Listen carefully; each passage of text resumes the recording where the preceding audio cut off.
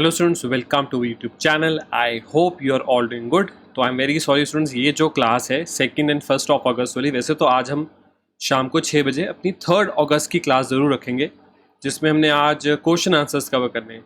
ये ना जो कल की हमारी क्लास थी, कल वैसे इसको एक दो बार मैंने कंडक्ट करने की कोशिश करी, पर कुछ तो बार बार प्रॉब्लम आ रही थी, तो इसको एक रिकॉर्डिंग की तरह हम लोग अभी कंडक्ट कर लेंगे, और जो आज की लाइव क्लास उसको हम 3 बजे रख लेंगे, ठीक है। तो स्टूडेंट्स, ये हमारी एक न्यूज़ बेस्ड क्लास थी जो कल होनी चाहिए थी। 5 न्यूज़ हम डिस्कस करेंगे। फर्स्ट होगी जन विश्वास अमेंडमेंट ऑफ प्रोविजंस बिल 2023, क्योंकि पार्लियामेंट सेशन में तो आप बहुत सारे बिल्स अपडेट्स के बारे में सुनते रहोगे। सेकेंड न्यूज़ है, ये भी पार्लियामेंट से जुड़ी है कि गवर्नमेंट ने अपडेट दिया लेफ्ट विंग एक्सट्रीमिज्म पे, ठीक है। नक्सलवाद की जो प्रॉब्लम है, लेफ्ट विंग टेररिज्म की जो प्रॉब्लम है, उस पर एक अपडेट है, इसको हम समझेंगे।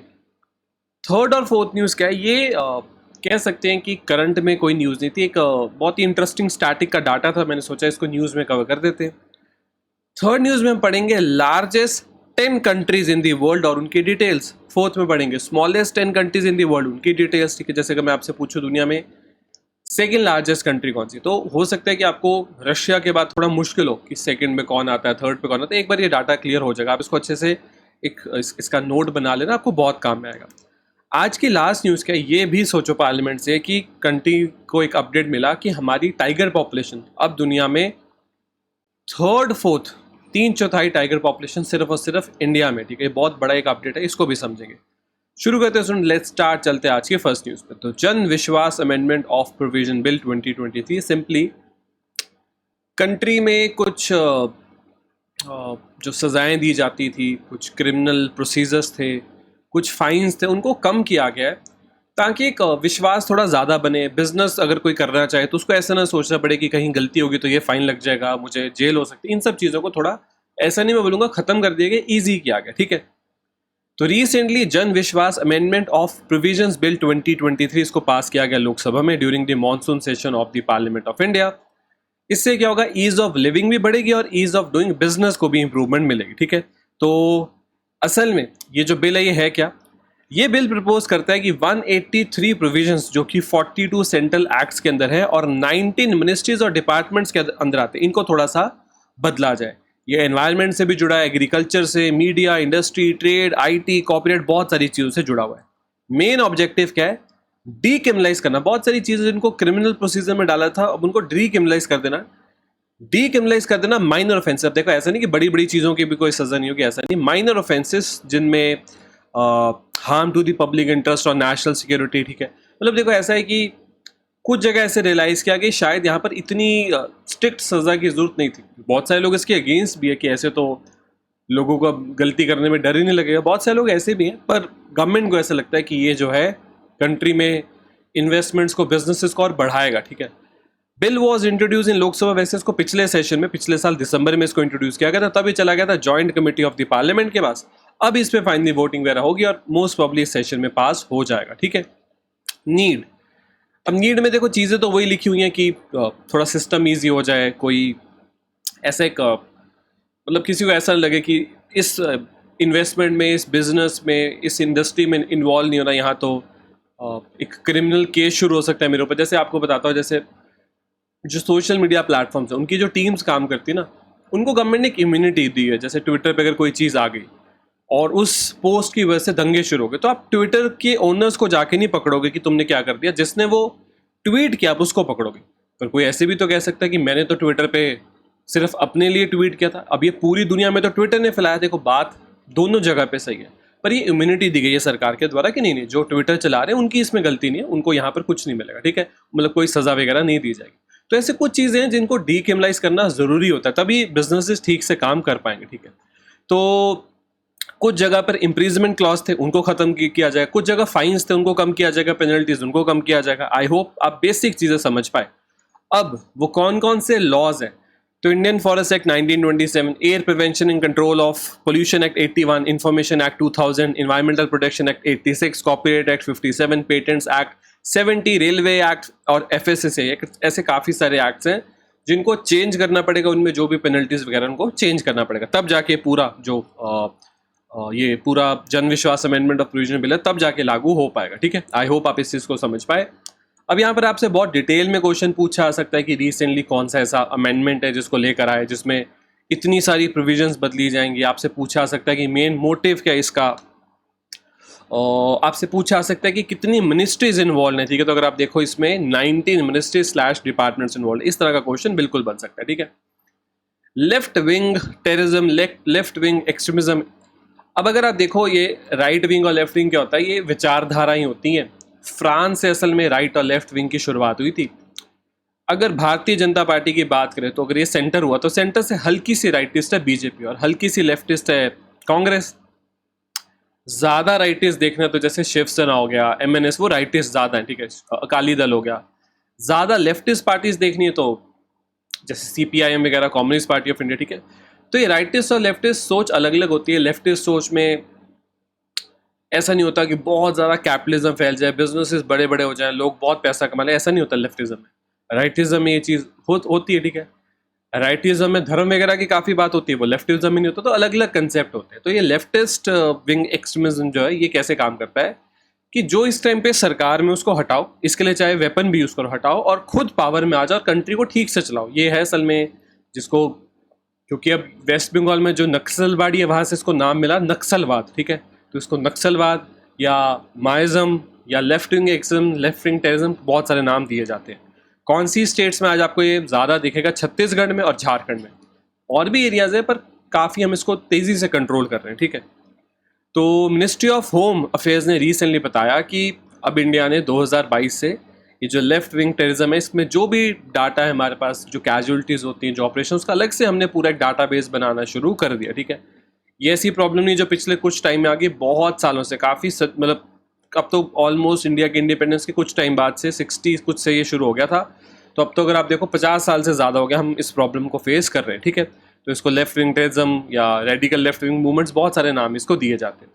तो लेफ्ट विंग एक्सट्रीमिज्म जो है ये मूवमेंट शुरू हुई थी इंडिया में इन 1967 और नक्सलबाड़ी वेस्ट बंगाल से इसकी शुरुआत हुई थी, इसलिए इसको नक्सलवाद भी बुलाया जाता है। ठीक है, अब अगर हम देखें यहाँ पर क्या बताया गया, violence related to left wing extremism has come down by 76% 2022 as compare to 2000। तो चीज़ें कंट्रोल में आई हैं हमने काफ़ी, क्योंकि देखो अब ना जहाँ जहाँ ये नक्सलवाद की दिक्कत है, आप वहाँ पर ऐसे नहीं कर सकते कि आर्मी भेज दिया आपने, ये सब इंडियंस हैं।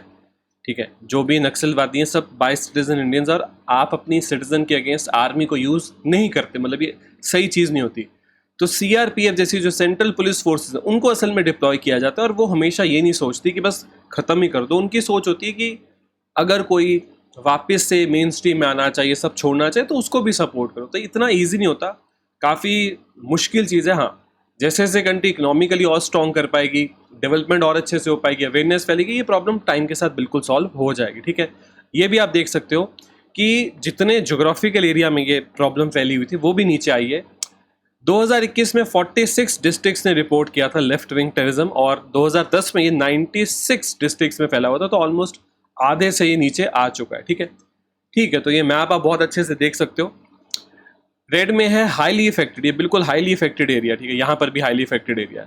येलो में है मॉडरेटली इफेक्टेड, आप देख सकते हो कि तेलंगाना का कुछ पार्ट हुआ, कुछ part Maharashtra, MP, Orissa, Chhattisgarh, Jharkhand, West Bengal, Bihar, थोड़ा सा हिस्सा यूपी। ठीक है, और ग्रीन में जो एरिया वहाँ पर ऑलमोस्ट प्रॉब्लम ना के बराबर रह चुकी, तो आप ग्रीन वाला एरिया भी देख सकते हो। ठीक है, ऐसे कोंकण में भी थोड़ा बहुत आपको एरिया देखने को मिल जाएगा। ठीक है, तो यहाँ पर आपको लेफ्ट विंग टेररिज्म अच्छे से समझ में आना चाहिए। इसको नक्सलवाद क्यों बोलते हैं, इसको माइज्म असल में माओ जेडोंग का जो कम्युनिस्ट था ना, जो चाइना में माओ जेडोंग था, वहाँ से ये चीज़ शुरू हुई कि हथियार उठाओ और जो पावर में उसको भगा दो वहाँ से। ठीक है, जो चाइना में माओ जेडोंग ने किया था, इसलिए माइज्म भी इसको बुलाया जाता है। ठीक है, ठीक है स्टूडेंट्स, थर्ड और फोर्थ न्यूज़ सिंपल स्टैटिक का डाटा है। Largest 10 countries in the world, फिर फोर्थ पे है smallest 10 countries in the world.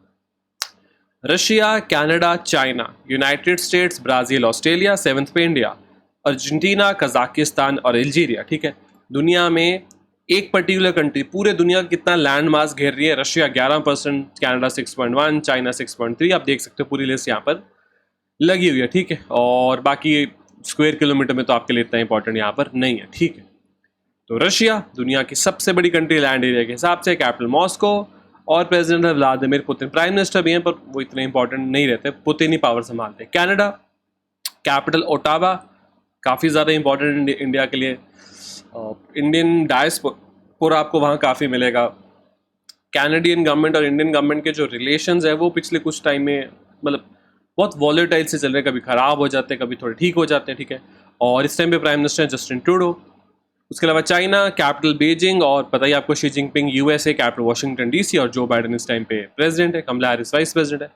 Brazil, इनके प्रेसिडेंट चेंज हुए थे, पहले थे जायर बोल्सोनारो, अब है Lula da Silva, capital Brasilia. Australia capital Canberra, और इस टाइम पे प्राइम मिनिस्टर हैं एंथनी एल्बनीज़, पहले थे स्कॉट मॉरिसन, ठीक है। इंडिया प्राइम मिनिस्टर हैं Narendra Modi ji, president Draupadi Murmu ji, vice president Jagdeep Dhankhar ji, capital New Delhi.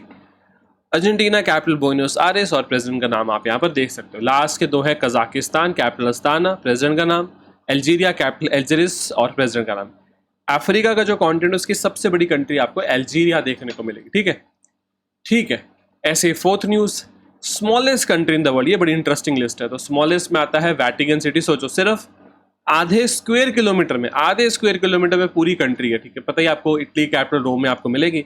दुनिया का 0.01% से भी कम एरिया इसके अंदर है। फिर Monaco, Nauru, Tuvalu, Saint Marino, Liechtenstein, Marshall island, Saint Kitts and Nevis, Maldives और माल्टा। तो एक ऐसी कंट्री जिसको मैप पे आप थोड़ा बहुत समझ पाओ, देख पाओ, वो तो मालदीव्स ही है। उसके अलावा तो शायद ही आपने वेटिकन सिटी के बारे में आपने सुना होगा, बाकी तो कंट्रीज के बारे में इतना नहीं सुना होगा आपने, ठीक है।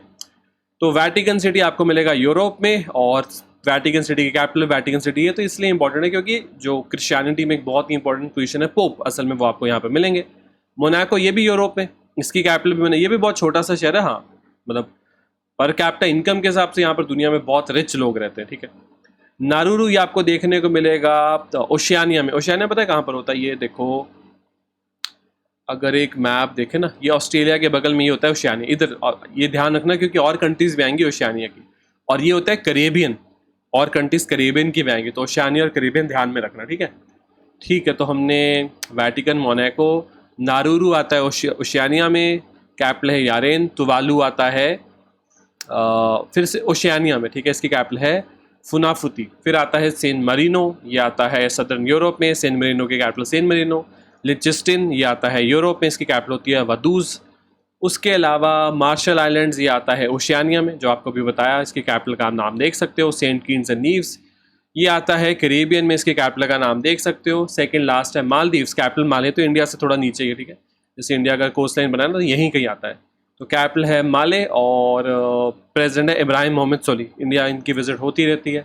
लास्ट पे है माल्टा, मतलब माल्टा दुनिया की 10th स्मॉलेस्ट कंट्री है, ठीक है। तो कैपिटल है वलेटा, और ये आपको देखने को मिलेगा यूरोप में, ठीक है। तो लार्जेस्ट और स्मॉलेस्ट दो डाटास थे, हमने दोनों कंप्लीट कर लिए। आज के लास्ट न्यूज़, टाइगर। अब देखो, प्रोजेक्ट टाइगर इतना सक्सेसफुल रहा इंडिया के लिए, ऐसे में सोचना कि हमेशा से दुनिया की 3rd 4th पॉपुलेशन हमारे पास थी, नहीं, बहुत मेहनत की गई है।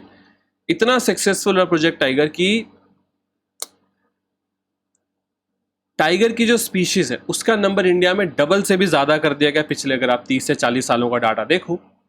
और आज दुनिया में 75% से ज़्यादा पॉपुलेशन टाइगर की सिर्फ एक कंट्री में, सोचो 200 से ज़्यादा कंट्री है, पर टाइगर की पॉपुलेशन सिर्फ एक कंट्री में 75% से ज़्यादा, जो कि है इंडिया। बाकी नेपाल, भूटान, रशिया जैसी कंट्रीज़ में आपको मिलेंगे, बस सबसे ज़्यादा इंडिया में, ठीक है।